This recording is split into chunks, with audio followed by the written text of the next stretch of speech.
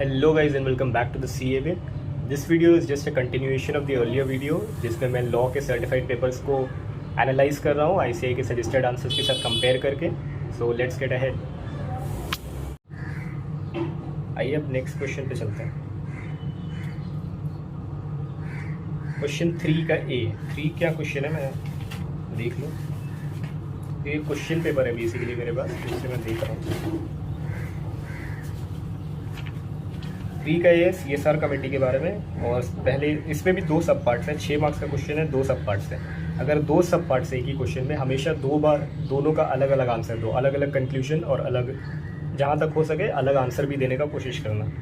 तो इसमें पहले क्वेश्चन में पूछ रहा है कि CSR कमेटी अट्रैक्ट होगा, बनेगा या नहीं बनेगा, एप्लीकेबल प्रोविजन बताओ और रिक्वायर्ड कैलकुलेशन बताओ.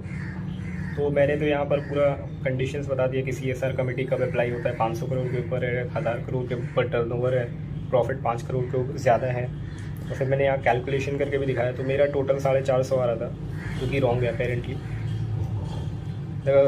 Thus the company does not satisfy the third condition since its net worth is 500 crore. तो पहला मेरा ये पार्ट था, ये मेरा रॉन्ग है एक्चुअली ICAI के हिसाब से. और फिर दूसरा था क्वेश्चन CSR कमेटी का कॉम्पोजिशन के ऊपर. तो मैंने इसका भी कंडीशन सही लिखा. तो कंडीशन सही लिखने के मुझे राइट वाला ये आधा मार्क्स मिल गया होगा. और यहाँ पर लेकिन एनालिसिस मैंने गलत कर दिया था, एक सिली मिस्टेक हुआ था, इसकी वजह से मैंने there decision is not correct. तो ये मेरा आंसर रॉन्ग है. मैं दिखा देता हूँ. हाँ सॉरी, ये तो 2 है, ये 3 के में आ गए हम. और 3 में रिक्वायर्ड कैलकुलेशंस. तो पहले तो उन्होंने बताया कि देखो 5 करोड़ के ऊपर प्रॉफिट होना चाहिए, टर्नओवर 1000 करोड़ के ऊपर. तो वो चीज़ सेम लिखा उन्होंने. फिर कैलकुलेशन करके दिखाया, तो उनका कैलकुलेशन करके 800 करोड़ आ रहा था और मेरा कैलकुलेशन अलग आ रहा था, 450 करोड़ आ रहा था नेटवर्क. तो मेरा वो कैलकुलेशन भी रॉन्ग था. हालांकि कैलकुलेशन का स्टेप्स राइट था, बट मेन आंसर रॉन्ग हो गया. तो उन्होंने लिखा है कि yes the contention of Praveen the company secretary is correct. तो मैंने नॉट करेक्ट लिखा था, तो मेरा आंसर रॉन्ग है. और इधर CSR कमेटी का भी उन्होंने लिखा था कि CSR कमेटी का करेक्ट है, मैंने लिखा था नॉट करेक्ट. तो उसमें भी आंसर रॉन्ग है. तो ये 6 मार्क्स का क्वेश्चन था. मैंने कंडीशन सही लिखे थे और प्रोविजंस वगैरह सही लिखे थे. तो 6 मार्क्स से मुझे मार्क्स कितना मेरा 2.5 मार्क्स मिल गया मुझे.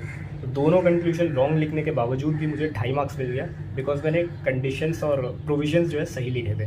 तो डज़ नॉट मीन्स कि अगर आपको कंक्लूजन नहीं पता या एनालिसिस किस तरीके से करें नहीं पता तो आप क्वेश्चन छोड़ दोगे. आप सिर्फ प्रोविजन लिख के भी आ जाओगे तो भी आपको मार्क्स मिल जाता है. इस केस में जैसा हुआ है. 6 में मुझे 2.5 मार्क्स मिल गए हैं. नेक्स्ट क्वेश्चन पे आ जाते हैं. 3 का बी. 3 का बी क्या है? 3 का बी है नोटिस के बारे में. मैनेजमेंट एंड एडमिनिस्ट्रेशन की notice given by adequate number of members and with in described limit and whether the company कोई ऑडिटर रिप्रेजेंटेशन करना चाहता है तो कंपनी इसको रिप्रेजेंट करेगा या नहीं करेगा. ये क्वेश्चन था. तो ये मैंने एकदम लास्ट डे में रिवाइज किया, याद किया था इस चीज़ को. तो 14 डेज और 1/10 मेंबर्स, डिस्क्राइब टाइम लिमिट. और ये देखो, ये सेकंड पार्ट है जो ऑडिटर रिप्रेजेंटेशन देगा या नहीं. तो उसका मुझे लैंग्वेज याद नहीं था, मुझे क्रक्स याद था.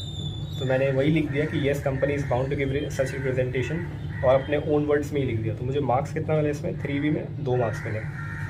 3B था कितने मार्क्स का? 3B था 4 मार्क्स का. 4 में मुझे 2 मिल गया. I think pretty fair. ICAI का आंसर देखते हैं.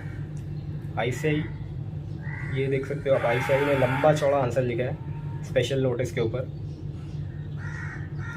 ठीक है, इतना उन्होंने बड़ा सा आंसर लिखा है. मैंने इतना बड़ा आंसर नहीं लिखा, तो ऑब्वियसली मार्क्स उन्होंने कहीं ना कहीं काट लिया होंगे. तो फेयर, ये वाला फेयर होता है. चेकिंग.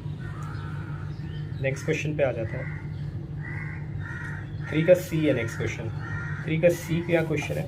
3 के C में बेसिकली बताना है कि यह होल्डर है या नहीं है. तो इसमें कुछ है नहीं. फर्स्ट वाला होल्डर है, सेकंड वाला नॉट अ होल्डर. ये मेरा रॉन्ग था. पहले मैंने नॉट अ होल्डर सही लिखा था, फिर मैंने काट के उसको गलत कर दिया. और फिर ये है not a holder, not a holder. तो इसमें मुझे 4 में 3 मार्क्स मिल गए. इसमें कुछ दिखाने का नहीं है. नेक्स्ट क्वेश्चन पे आ जाते हैं. 3 का D पे आ जाते हैं. 3 का D क्या क्वेश्चन है? 3 का D है when can the preamble be used as an aid to represent interpretation of statute.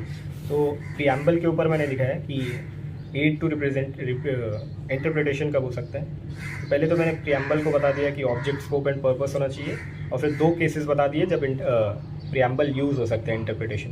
पहला तो जब एम्बिग्यूअस है या तो इन कन्फ्लिक्ट है, ये तो दूसरा है, टू जनरल है, वर्ड्स आर टू जनरल। तो मुझे मिला कितना है इस पर, ये कितने मार्क्स का क्वेश्चन था?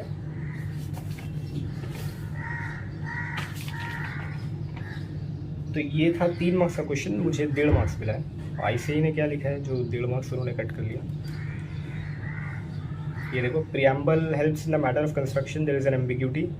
तो उन्होंने भी वही चीज़ 2 लिखे है, ambiguity in the words and enactment appear to be too general, but उन्होंने एक वर्ड का इस्तेमाल किया जो कि कोट्स रेफर।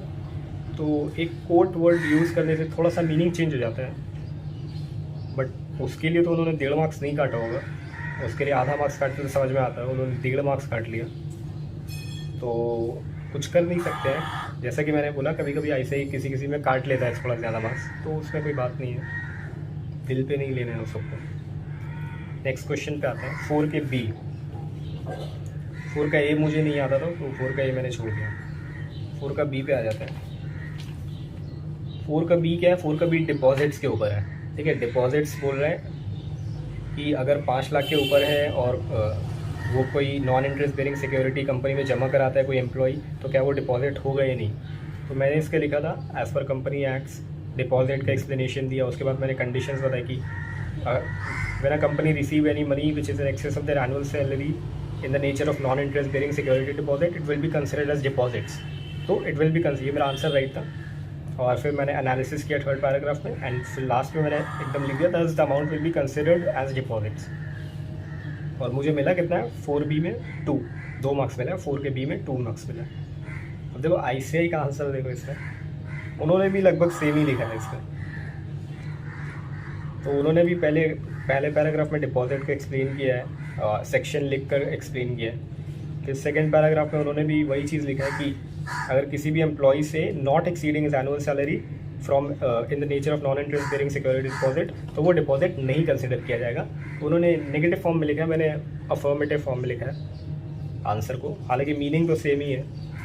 और फिर एनालिसिस किया कि 5,30,000 मिला non interest bearing security deposit में, जो एनुअल सैलरी से ज़्यादा है तो वो डिपॉजिट कंसिडर किया जाएगा, ठीक है, will be considered as deposits. तो आंसर हम दोनों का सेम है, बट उन्होंने चूँकि इतना लंबा चौड़ा लिखा है तो उन्होंने 3 मार्क्स काट लिए इसके, जो मुझे लगता है थोड़ा सा अनफेयर है। 3 मार्क्स नहीं काटने चाहिए थे, काटना था तो 1.5 मार्क्स काट लेते, क्योंकि आंसर का मीनिंग वगैरह तो सब कुछ लगभग सेम है। ये 5 मार्क्स का क्वेश्चन था, मुझे सिर्फ 2 मिला है, तो इसमें मुझे थोड़ा सा दुख हुआ, बट क्या कर सकते हैं। नेक्स्ट क्वेश्चन पे आते हैं, 4 का सी पे। 4 का सी क्या क्वेश्चन है? 4 का सी है कि act is repealed, whenever an act is repealed it must be considered as if it had never existed, comment and explain on the act of repeal। तो ये एक्ट ऑफ रिपील के बारे में है, ये भी इंटरप्रिटेशन ऑफ स्टैट्यूट्स का है शायद क्वेश्चन, 4 मार्क्स का क्वेश्चन है ये। तो मैंने इसमें लगभग सब कुछ लिखा है कि whenever an act is repealed it must be considered as if it had never been existed, exceptions लिखे, it cannot revive anything, it does not affect the operations, or it does not affect the right privileges, and it does not affect the punishment. Also, whenever an act is repealed and new act is amended, then all references of other acts carried in the repealed enactment will now consider as if they had been references of the reenacted law। तो मुझे जितना कुछ पता था repeal के बारे में लिख दिया मैंने, ये 4 मार्क्स का था, उन्होंने मुझे 2 मार्क्स दिया, ठीक है। अब देखो इसमें मैं उनका आंसर दिखाना चाहता हूँ। उन्होंने भी वही सब कुछ लिखा, उन्होंने सेक्शन लिख दिया था, ऑफकोर्स सेक्शन उनको पता है, तो आधा मार्क्स कट हुआ होगा। बाकी उन्होंने भी वही सब लिखा, not enforce previous operation, right privilege penalty, तो 1 पॉइंट उन्होंने एक्स्ट्रा लिखा, और यहाँ पर उन्होंने एक केस लॉ भी लिखा है, ठीक है।